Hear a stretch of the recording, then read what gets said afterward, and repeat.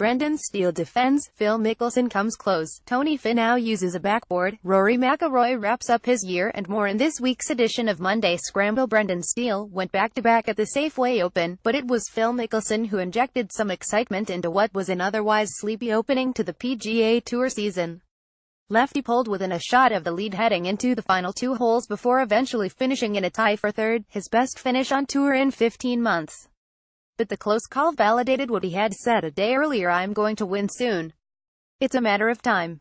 That's bold talk for an arthritic 47-year-old who hasn't won since the 2013 Open Championship, or a longer victory drought than Tiger Woods. And yet it isn't totally unrealistic. His putting has been solid for a few years. His short game still has plenty of magic. And his iron play has remained sharp. Phil is right, it now seems like just a matter of time before he wins again. 1. Steele knows all about fast starts, winning the tour's season opener for the second consecutive year. In 2015, he held the 54-hole lead there before closing 76. Over his last 8 rounds at Silverado, Steele is a whopping 33 under par. This time, he used a final round 69 in difficult, windy conditions to pass rookie Tyler Duncan and win for the 3rd time on tour. 2. Steele used last year's Safeway victory to propel him to his best season on tour. Inside the top 30 bubble for much of the season, he was bumped out of a spot at the Tour Championship 33rd with a poor playoff performance, where he didn't finish better than 44th in 3 events. Looking back on a season that ended 3 weeks ago, Steele said he played too conservatively in trying to accrue as many FedEx Cup points as possible. "I wasn't trying to win," he said. "I wasn't trying to play my best. I was just trying to get whatever points I could, and I played to that level where you could just barely miss. I'm definitely going to try not to do that this year." 3. Those in Napa had a scare after the final round, after several massive wildfires burned out of control in Napa and Sonoma counties and forced the evacuation of the surrounding neighborhoods and those staying at Silverado Resort, 200-acre fire off Atlas Peak Road. Prayers for all the first responders headed that way. Really scary stuff. Napa picked out Twitter.com Buff Blanham, Kyle Thompson at Kyle Thompson PGA October 9, 2017. "It was a frightening situation, with 3,040 miles per hour winds and a hellstorm of smoke and ash." 4. Mickelson might have scared the leaders, but he couldn't finish off his Sunday charge.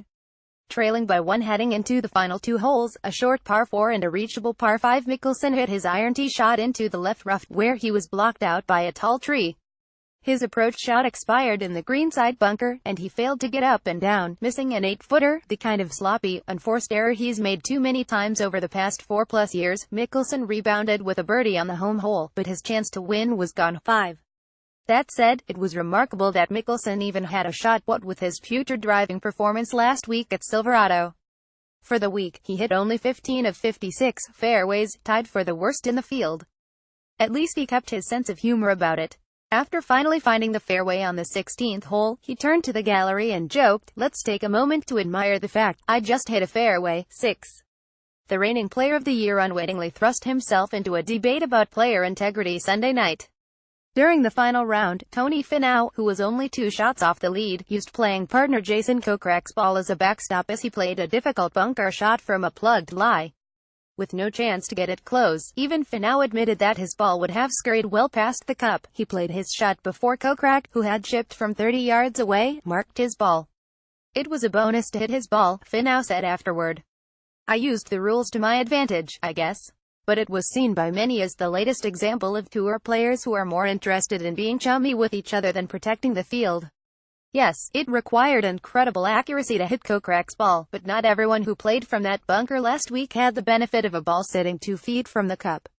Had Finau gone on to win, the controversy would have marred the outcome. On Twitter, Justin Thomas said that it was ridiculous that these types of situations are even scrutinized, that it's more of a pace-off play issue, and that if I want to rush and hit a shot for that reason, to use the ball on the green as a backboard, it's my right. Except that's not true. According to Rule 221, a tournament committee can disqualify any players they determine agreed not to lift a ball that might assist another competitor. Will tour officials start cracking down on the buddy system? 7. See you in January, Rory. In a round that epitomized his entire year, McIlroy wrapped up 2017 with an even par 72 and a tie for 63rd at the Dunhill Links. He finished the year with 7 top 10s in 18 worldwide starts, but no victories, and in a year when Thomas asserted himself as golf's newest star, Dustin Johnson held on to the #1 ranking for much of the year, and Jordan Spieth added another major. There is no other way to describe McIlroy's 2017 campaign. It was wildly disappointing. It was his first year since 2008 that he didn't win at least once. Even though I haven't won and the results haven't been what I wanted, he said, I can still salvage something from the rest of the year, even though I am not playing, and so now comes a 3-month break, where McIlroy will shelve the clubs and focus on resting and rehabbing his injured rib, which has affected him since January.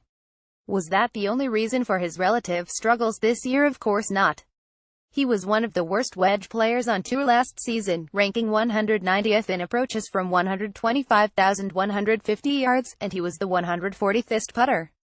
Those are weaknesses that the other top players in the world don't have. If he doesn't improve in those areas by the time he returns in January, it could be another underwhelming year. 8. Tyrrell Hatton won the Dunhill Links at 24 under, but the biggest drama Sunday was whether golf's magic number would be shot on one of golf's most famous courses. Prior to Sunday, the lowest round ever recorded on the Old Course at St Andrews was a 10 under 62 by Curtis Strange, in 1987. Victor Dubijan was the first to challenge that mark in the final round before settling for a 63, and Ross Fisher later breezed through with a bogey-free 61 in which he three-putted for par on the final hole from the Valley of Sin. There have been 13,146 professional rounds played on the Old Course. Fisher now owns the lowest score, and not everyone was pleased. Whilst delighted for all the players, it's quite sad to see the Old Course of St Andrews brought to her knees by today's ball equipment. Gary Player at Gary Player, October 8, 2017. 9. With the sports world focused on a wild college football Saturday, Tiger Woods couldn't help himself, teasing fans with a slow-motion video of a smooth iron shot. Woods said at the President's Cup that he was only able to hit 60-yard shots, per his doctor's instructions, but he clearly was given the green light for some heavier lifting. Smooth iron shots. Pic.twitter.com. 9XL Rosno. Tiger Woods at Tiger Woods, October 7, 2017. We'll leave the swing analysis to our Golf Channel colleagues, but it's an encouraging sign, given his uncertain future. The Masters is only 177 days away, 10. The European Tour will reportedly test a 40-second shot clock at an event next summer. The Austrian Open will be the first event with a shot clock system that will immediately penalize any player who takes longer than 40 seconds to play a shot. An official will follow every group in the reduced field. It likely won't become the norm, because it'd be unrealistic with a full field in major stakes, but it's a worthwhile experiment to see how much of a difference it can make. 11. Mark Leishman's American wife Audrey posted some thoughtful comments on the boorish fan behavior at the recent President's Cup, taking exception with the 7 a.m. drinking, cheering for missed putts, heckling of the wives and girlfriends, and even the overly aggressive tone from the American players and commentators. Leishman concluded that the week was hard on her heart and golf fans did themselves no favors at Liberty National. There was similar disappointment expressed from those who attended the Ryder Cup last fall at Hazeltine, and it's not hard to imagine how insane the experience will be at Bethpage Black in 2024. It makes for a huge home course advantage, but the PGA Tour and PGA of America executives might want to consider a limit on alcohol sizes or crowd size. 12. There are fewer spots available for the men's and women's U.S. Open qualifiers, after the USGA offered 2 more spots to the previous year's U.S. Junior and Mid-Amateur champions. While that's 2 fewer spots for someone who could actually win the tournament, it was a no-brainer for the USGA, as this move helps validate those big-time tournaments. It never made sense that the Mid-Am champ got into the Masters but not the USGA's own premier event. 13. Leading by 9 with 1 round to go, Christy Kerr completed a wire-to-wire victory at the French Open, her first on the Ladies European Tour. Afterward, though, she broke down in tears, after losing a friend from back home and Ladies European Tour player Cassandra Kirkland to cancer. Kerr made a $5,000 donation to the charity in Kirkland's name. "I'm sorry, but F cancer," she said. "I played for them, and I played for myself. I'm so sorry to say the F word, but I'm so sick of losing people to cancer. I've been having an angel on my shoulder all week. I was on a mission and I got it done for them." There's so much to take in here, from the facial expressions to the golf-themed dance moves. But it'd be a miracle if any of us move this well at age 81, when you just want to dance at Gary Player Golf and Giving Pic.twitter.com 37 Ange name 5 Gary Player events at Pinvitational October 3, 2017. This week's award winners, it's not that easy. Tyler Duncan. Taking the 54-hole lead at the Safeway in just his second career tour start, the rookie crashed back to reality with 3 consecutive bogeys to start his final round and a closing 75.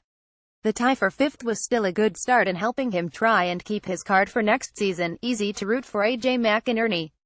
The Web.com tour player recounted last week his harrowing experience of attending the country music concert in Las Vegas. Fortunately, he and his friends survived the shooting. Honest to a fault. David Howell's caddy. On the bag for the first time with his new boss, Howell's looper informed him while playing the 18th hole that he committed a rules violation by playing in front of the team markers. Perhaps the caddy should have piped up earlier, but Howell wasn't upset. I patted him on the back and told him he's just done a good honest thing. It's not easy doing that when it hurts your own pocket. At least one Tiger event is fine here. A World Challenge. Woods D.C. area event is in a world of trouble, with congressional backing out and no title sponsor for 2018, but he's had little trouble attracting stars to the Bahamas in December for an exhibition with world ranking points. 14 of the top 20 players in the world are expected to tee it up at the Hero. Signs of life. Hunter Mahan. Lost for the past few years. He lost his PGA Tour card and will be playing this season on the Web.com circuit, but he continued to show signs of progress with a T13 in Napa. That followed a T16 in the regular season finale in Greensboro. Blown fantasy pick of the week. Sam Saunders. Riding high after earning his tour card at the Web.com Tour Championship, where he opened with a 59 and tied for second, he couldn't keep the momentum rolling on the West Coast. With rounds of 7,470, he missed the cut in the season opener. Sigh.